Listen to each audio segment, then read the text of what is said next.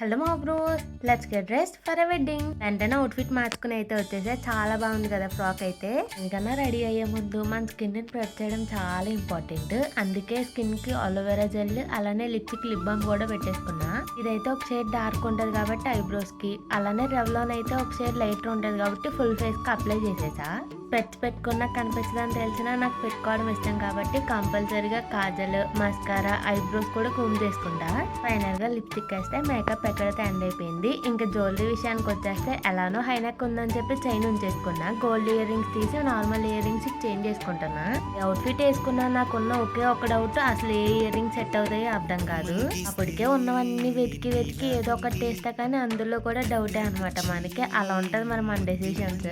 Final గా అయితే అమ్మతో జడించుకుని మల్లెపూలు పెట్టుకున్నా. ఇక్కడితో లుక్ అయితే కంప్లీట్ అయిపోయింది.